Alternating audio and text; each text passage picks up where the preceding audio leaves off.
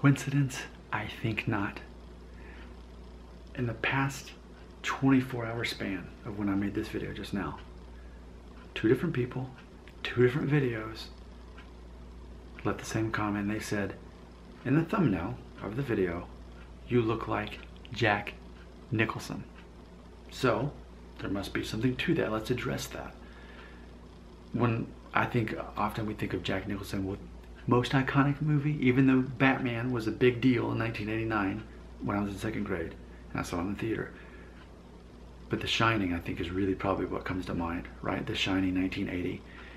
He would have been early 40s when at that time, he was born in 1937, so when you do the math, I think we're looking at what, early 40s, whereas I'm in my late 30s. And granted, his hair loss was more prominent by the time he was 44, and maybe by the time I'm 44, early 40s, that's how it's going to be for me.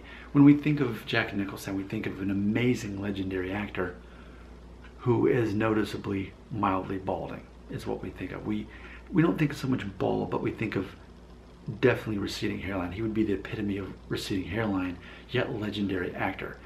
And I like talking about him because, oh, by the way, I think he and I are like even the same height, and our birthday is like 2 days apart. And he's of Italian ancestry, and I've got some of that. So there's similarities between Jack Nicholson and I, including the hair. But I think it's interesting because he's yet another example of someone who doesn't have perfect hair and nobody cares. He's legendary, he's masculine, he's talented, and his hair, having more hair would not have helped Jack Nicholson in the ways that he is attractive and famous. Hair didn't matter. But I do want to just address that because it's funny, for years now, who have people been comparing me more? And it's undeniable. The most comments I've received over the years of making this video, Ben Affleck. That's the main person people compare me to. And then there's the guy that made the Creep movies, which I can appreciate and understand that. I've got a lot of David Duchovny as well. And so, you know, people have compared me to those people, but never Jack Nicholson. So twice in the past 24 hours. And I'm sure it is part of this hairline. And I recently said, as far as my hairstyle goes, I know that if I tell you what would be the perfect hairstyle other than just buzzing it off again. Because I was looking at a video this week and I found it. When my hair was 2.5 inches on top and blended from a number 4 guard to a number 2 all around, that was the best hairstyle that I can have with this density hairline. And I had that about 1.5 years ago. I found an old video. It was the perfect hair. And when I do cut my hair shorter, I plan to do that first before I would ever buzz it off again, which I'm sure that time's coming when I'll buzz it off again. Not necessarily soon, but when I do, first I would go to that hairstyle I just described. 2.5 inches on top, number 4 blended into number 2 all around the back. But for right now, I'm not trying to do this perfect hairstyle. I'm wanting to really experiment just because I want to. I think it's relevant and interesting for anyone else who has a similar hairline to think, well, if you grew your hair out, and even if you did push it back and expose your hairline, how would that look?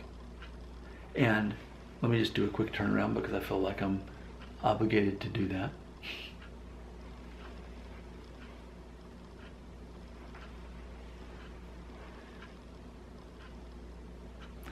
But even with this hairstyle, like, it undeniably presents me as a more mature man.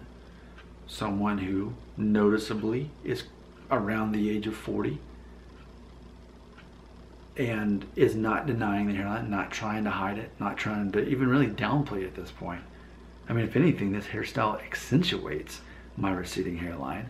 And if it weren't for the length, we would see my diffuse thinning more obviously. And I will admit too that I think it's safe to say I'm never gonna use, you know what, I should make that for another video, but I'll make a whole other video about it in a minute, but that I'm only gonna use hair products now that definitely don't have oil in them, that are like soy based, like hair gel or mousse, specific ones, because that helps keep my hair from separating and showing the scalp.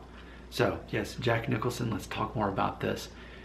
He's iconic for a reason, and he didn't need a perfect head of hair to do what he did. So if you're gonna say that I look like Jack Nicholson, then I take that as a compliment. That is such a passionate man, a very engaging man.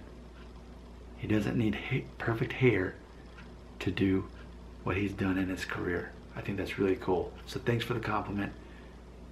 Your comments below.